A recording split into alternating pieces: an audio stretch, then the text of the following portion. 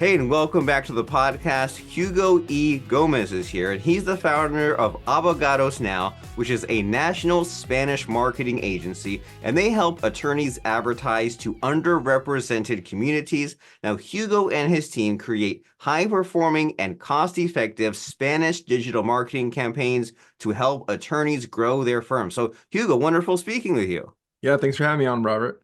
Glad to have you. And so we introduced you a little bit. So you help these attorneys get to these underrepresented Spanish-speaking communities. But in your own words, like, what are you all about? What's your current focus and passion? What gets you excited every day?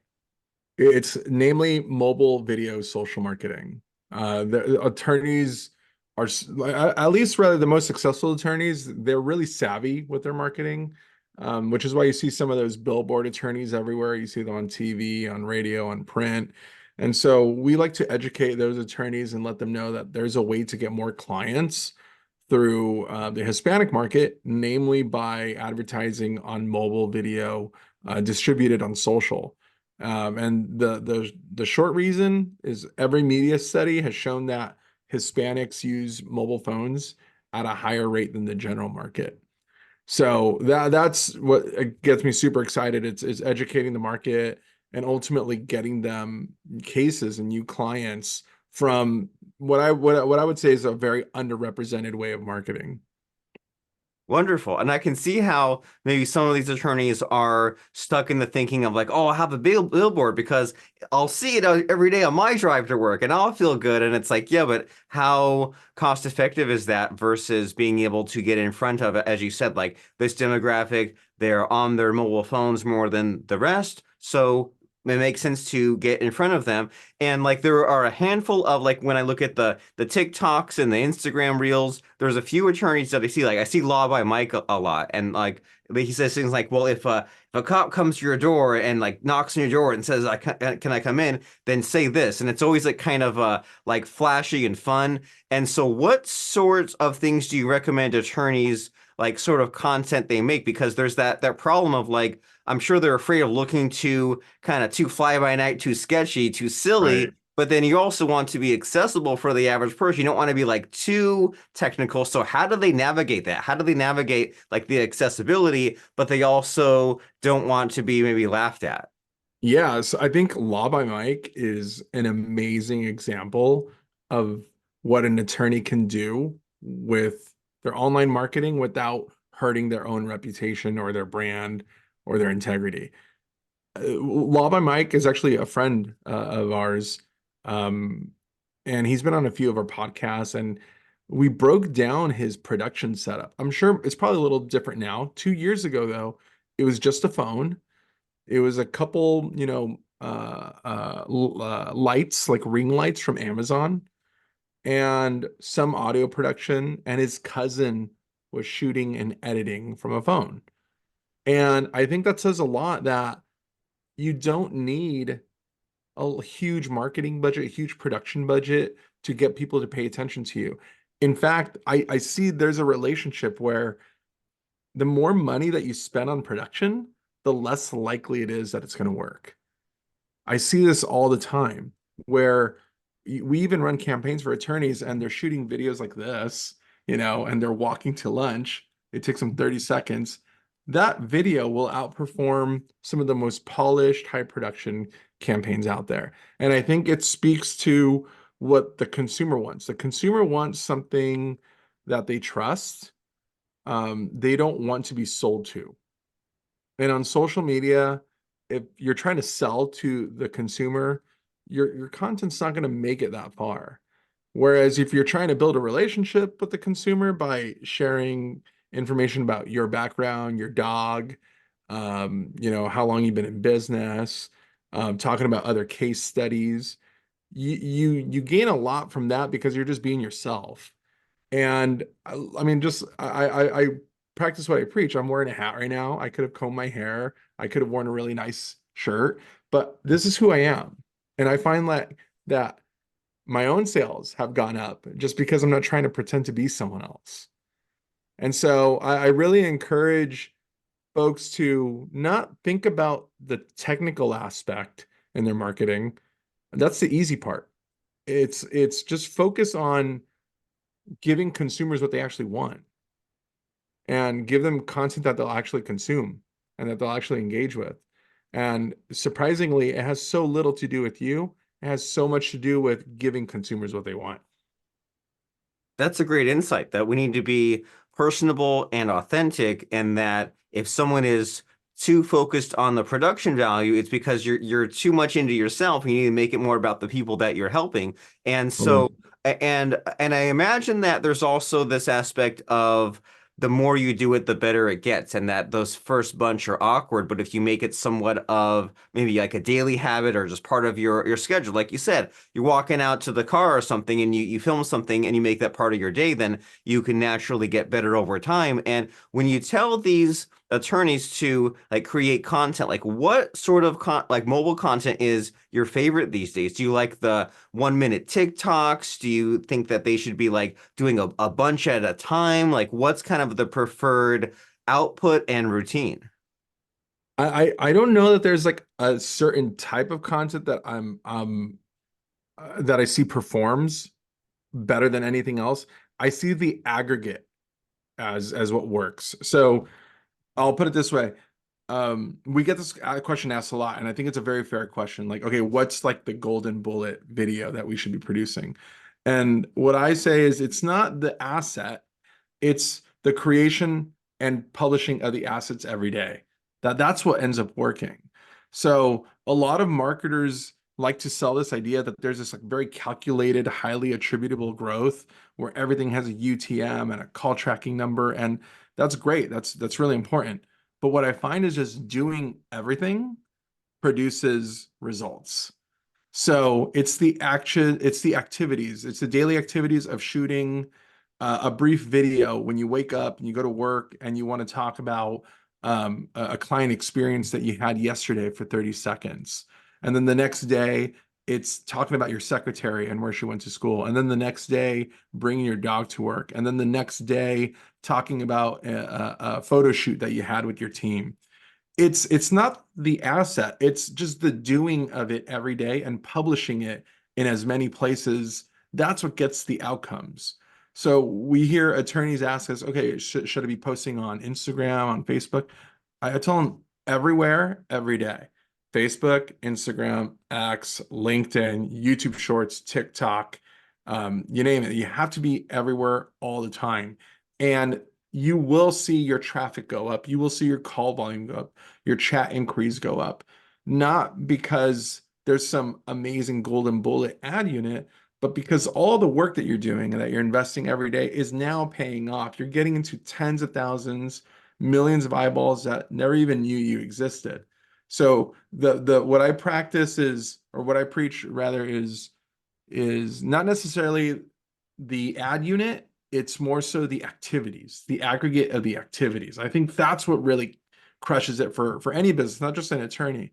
The ones that are just producing content that consumers actually will engage with, those are the ones that are doing it. And oftentimes it's not pretty content. I love that Gary V or Gary Vaynerchuk quote where he says, "Don't produce, document." I think it's wonderful advice because it takes all the pressure off of trying to be perfect, right? And as long as you're putting out the content, it's going to pay off, especially in these days where the algorithms take your content and put them magically in front of your target market without any explanation.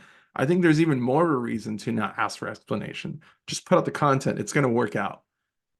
I love that. And there's a lot of really good insights in there because you're making me think that, the old school way of thinking, like 20 plus years ago, was you'd go to a fun website and you'd bookmark it because there was enough room to bookmark things. And now, I mean, you're scrolling through the feeds, there's no time to bookmark. And when if I say I go to someone's Instagram feed, whether it's like attorney or not, and it doesn't, even if they like their last video was like 25,000 views and was really great. If they haven't posted it in a month, that automatically loses a few, goes down a few levels for me, right? Just because it's like, well, like, why are you not posting regularly? And I never, I mean, I'll see a good post and I'll like, like it or comment it, but I'm not bookmarking social posts these days. It's the internet's too crowded for that. So that's a good insight in that the like content is sort of disposable. And of course, like It no is. one's out there to put out crappy content, but it's so important to put things out there consistently every day, and you get points just from all around, right? From the people viewing it, and I'm sure with the mysterious algorithm, they reward anyone who's there logging in every day, posting every day. And then there's what you mentioned there is it does some kind of magical optimizing where they'll put out your content, but if there's a certain type of person that is always watching and liking and commenting and subscribing, then they'll show it to more of those types of people. But how can you give the algorithm that training data unless you yourself are putting out this content and seeing what people are reacting to? And you're even kind of countering the objection too if someone says, oh, well, do I really have to make this a chore, a thing I do every day? You're saying like just, 30 seconds, 60 seconds. So this is all very doable. Yeah, absolutely. It's all doable. Anyone that says that they don't have time for this is just frankly they're lying to themselves. I do it myself every day. I time block 15 minutes to think about, all right, what am I going to say in this 15-second video, this 30-second, 1-minute video? What am I going to research? What are my talking points? And then I'll just come on camera and I'll just perform, and then I'll send it to my team, and then they'll spin it out and publish it. So I think it's time blocking. That works for me, like a daily exercise. I know attorneys and other professionals that they block out 5 hours once a month, and they just knock it all. They batch it. I think that's a great way to do it too. I just like to stay on top of the practice. I'm a creature of habit. That works for me. So whether you batch it or whether you take just 15 minutes a day to prepare for short video production, it's time well worth spent, because if you look at the amount of business days per month, there's, more or less 20. If we're looking at the whole year, that's 250 business days, more or less. That's 250 pieces of content times 7 marketing channels. You're looking at 1,500 plus in pieces of opportunities to be in front of thousands of new eyeballs, and without spending a dollar on sponsored ads. Now, if you accelerate with sponsored ads, it will only prove itself in more like direct response outcomes, which is amazing. But I just find that the ones that just feed the beast, feed the algorithm, don't worry about perfection, just worry about giving something of value, that pays off. Perfection is so overrated. I think it's the enemy of profitability. I agree with you. And so we're saying that you should either, if your personality lends to the time blocking, if you're that organized, do that. But if not, then just make it something that you do a little bit every day, which will add up over time. And Right. then what does that lead to? Like, where do you and your team come in? Do you guys do the sponsored post? Do you do like the DMs? Like, if someone says, "Okay, I've done this first step of the homework assignment, I'm putting out the videos," then what do you and your team do, and what does this lead to? Yeah, so we cover end-to-end production and publishing. So we help attorneys with, in a month, 20 to 22 topics that they should cover in their short form video. We don't give them scripts, we give them talking points, because people can tell if you're reading off a script. So we give them talking points. We give them a variety of different posts to try out. So very personal ones, very professional ones, staff bios, case settlements, recent stories. So we give them like a smattering of different types of posts. Then we train them on how to perform in front of the camera. We send them some technology. We send them, hardware like a light, a microphone if they want one. And then all they need to do is just shoot it and send it to us. We then edit it. We publish it on all the channels. If there's an ad budget, we'll accelerate it with an ad spend. What we do is we find out of all the content that we produced in the last month, which ones really got a lot of engagement. Let's create some blogs about that. Let's create some long form video about that. Let's create some ad units that yielded those engagements. So a lot of the organic video production that we produce and we publish and we report on informs a lot of the other marketing that we're responsible for in the agency relationship. So generally speaking, we're end to end full suite digital marketing agency for an attorney. And the goal there is to alleviate a lot of the pressure and the cognitive load for an attorney who thinks that they have to do all this on their own. When with us, all they need to do is just shoot the footage and give it to us.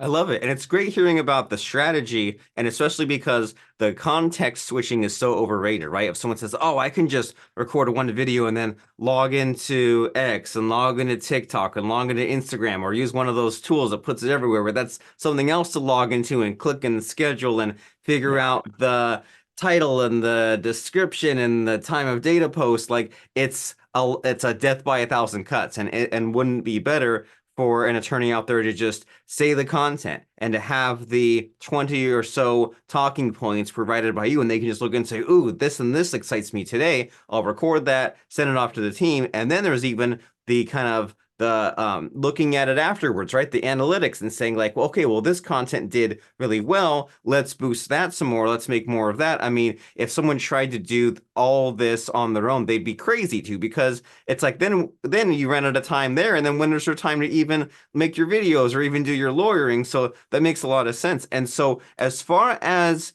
the subgroup that you serve specifically, right? You want to help out these Spanish speaking underrepresented communities and attorneys. So are there any sort of like unique problems that those types of attorneys have to face? Generally speaking, the legal issues that Spanish-speaking consumers, Hispanics, Latinos, generally it's generally the same issues that the general market has, right? And so what we're trying to do is overcome the trust obstacle, especially from immigrants. Um, Getting immigrants to trust legal professionals that weren't referred to them is a tall order.